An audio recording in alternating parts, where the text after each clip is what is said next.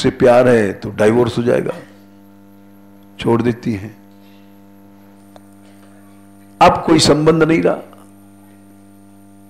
तो जो कुछ है संबंध आसक्ति, अहंता और ममता के द्वारा होती है। इस बात को देखो चौथे स्कंद के अंदर 29वें अध्याय में, ये बहुत बारीक बात है।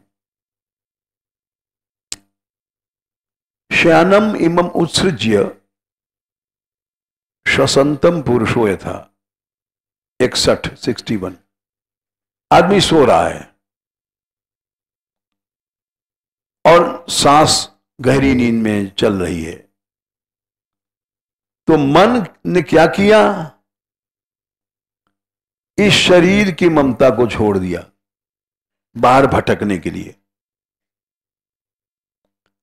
और सपना देख रहा है मन कि बर्फी आ रही है, खीर चल रही है, खा रहे हैं, पी रहे हैं, और जबकि वो शरीर सो रहा है, स्थूल शरीर सांस ले रहा है, मरा नहीं है, वो भूखा सो रहा है और वो सपने में लड्डू खा रहा है। ऐसा होता ही है। तो स्थूल शरीर तो सो रहा है और मन जाने क्या क्या कर रहा है, कहो तो लड़ाई लड़ रहा है, सपने में आदमी लड़ता है, कहो तो भोग भोग रहा है सपने में, स्वप्न दोष कहते हैं। वहां न स्त्री है न कोई क्रिया है, लेकिन सपने में भोग भोग रहा है। ये क्यों है? अब उस श्लोक को समझो। मन ने उस सोते हुए शरीर को छोड़ दिया, श्वसंतम पुरुषम यथा शयानम इमम उत्सृज्य, जो शरीर सो रहा है, श्वसंतम सांस चल रही है, मरा नहीं, जिंदा है, लेकिन मन ऐसा है कि उसको छोड़ दिया उसने, उस शरीर को छोड़ गया एक क्षण में, और सपने में पहुंच गया, कहो तो बिलायत पहुंच गया, कहीं ट्रेन पर पहुंच गया, कहीं हवाई जहाज पर पहुंच गया, कहीं समुद्र में पहुंच गया, जाने कहां कहां का सपना देखता है। या कोई मरा आदमी मर गया है, मां बाप उससे बात कर रहा है, बिल्कुल छोड़ दिया उसने मन को, मन ने उस शरीर को एकदम छोड़ दिया। श्लोक समझो। शयानम जो सो रहा है, सांस चल रही है जिस शरीर में, उस शरीर को मन ने छोड़ दिया। जैसे एक दुराचारणी स्त्री, ऐसा कहा है कि मन एक दुराचारणी स्त्री है, बहुत आ गया समय, कथा ज्यादा हो गया, तो पुंशली यथा न कुर्यात् कर्चि सौख्यम मनस्य नवस्थिते यदि निवाश्चिराचिरणम च स्कंदपुर। बहुत जगह कहा गया है कि ये योगिना कृत मैत्यस्व पत्युर्जायेव पुंशली, ये 5वें स्कंद में मन को 6वें अध्याय में पुंशली स्त्री कहा। जैसे एक क्षण में अपने पति को छोड़ देती है, मरवा देती है, कुछ कर देती है, वैसे ही मन है। नित्यम ददासी कामस्य छिद्रम तमनुयेरे योगिना कृत मैत्रस्य पत्युर्जायेव पुंशली। 4 5 6 4 बिल्कुल यही मन हमारा। अब समझो हम लोगों का मन कैसा है, बेश्या से भी ज्यादा नीच है। क्यों? कि सो रहा है हमारा असली शरीर स्थूल और उसको छोड़ करके और चला गया हवा खाने, कहीं ट्रेन में बैठा है, कहीं विमान में बैठा है, कहीं किसी से बात कर रहा है, कहीं किसी को पकड़ लिया। ये पुंशली स्त्री है।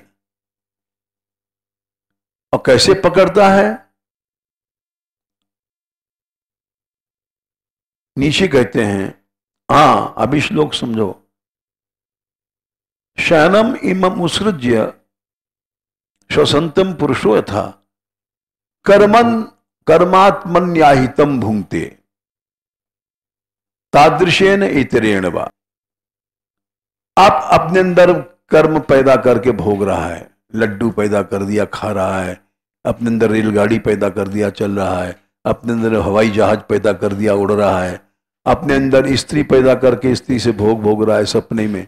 न स्त्री की जरूरत है, न लड्डू की, न पेड़ा की, न जहाज की, न ट्रेन की, न रिजर्वेशन की, वो सब अपने अंदर पैदा कर रहा है। कर्मात्मनि आहितम, बोले उसको कोई जरूरत नहीं है स्त्री फिस्त्री लड्डू पेड़ा की, वो आत्मनि अपने भीतर ही अनेक कर्म पैदा कर लेता है। इसलिए इसको भीष्मो ही देवः कहा गया था भिक्षु गीत में। भगवान ने सबसे बड़ा देवता है, सृष्टि बना लेता है। वहां भोजन नहीं है लेकिन लड्डू कचौड़ी सब बना दिया और खा रहा है, और शरीर भी बाहर भूखा पड़ा है। तो ये ऐसा मन है कि श्यानम इमम उत्सृज्य श्वसंतम पुरुषो यथा कर्म आत्मन्याहितम भुंगते तादृशेन इतिरेण वा। बोले कभी तो उस शरीर से भोगता है, कभी मन वहीं बैठे बैठे दूसरा शरीर बना लेता है। जैसे तुम भाग रहे हो, कोई डाकू पीछा पड़ रहा है, थोड़ी देर में मन के अंदर संस्कार आए, अरे हम तो सर्प बन गए। अब वो मन ने उस शरीर को स्वीकार किया तो ये शरीर बेकार ही पड़ा है। तादृशेन इतिरेण वा, ये कोई जरूरी नहीं मन इसी शरीर से भोग भोगेगा। तादृश जो सो रहा है उसकी तरह भी, या इतरण कोई दूसरा स्वरूप बना लेगा कि सपने में देखा हम कुत्ते बन गए।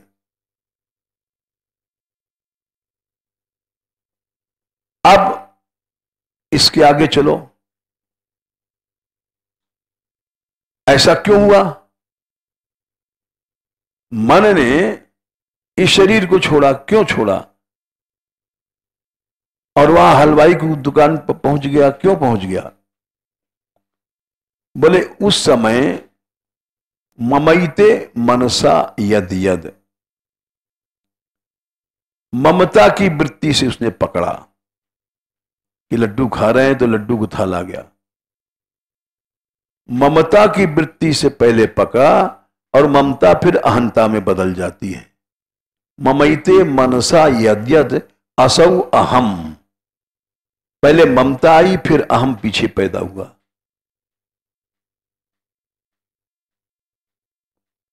ममैते मनसा यद्यद असौ अहम इति ब्रुवन, और उसके बाद जब अहंता ममता आ गई तो सारा जितना भी उस शरीर का कर्म है भोगना पड़ेगा तुमको। गृहणीया तत्पुमान राधम, और उससे उस कर्म से तुमको बार बार जन्म मरण होगा, जन्म मरण होगा, बार बार पैदा होगे मरोगे, क्योंकि तुमने पकड़ा था ममता और अहंता से, इसलिए तुमको कर्म का फल भोगना पड़ा। और ममता अहंता नहीं रहेगी तो कोई भी तुमको भोगना नहीं पड़ेगा।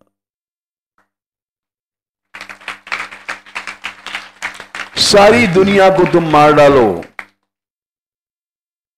तुमको पाप नहीं लगेगा। देख लो 18/17 गीता में भगवान ने कहा है, यस्य न अहंकृतो भावो बुद्धिर्यस लिप्यते, मने आसक्ति नहीं है, हत्वापि सईमान लोकान न हंति न निबध्यते। तो ममता और अहंता ये जब जिसकी चली गई, उसका कर्म सारा का सारा भगवान के लिए होता है और सच्चा आश्रय आ जाता है। अभी इसके अंदर और बहुत सूक्ष्म बातें हैं।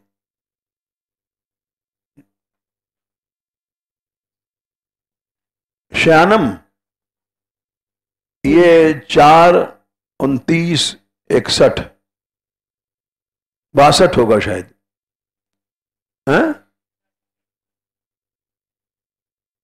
हाँ 61 है।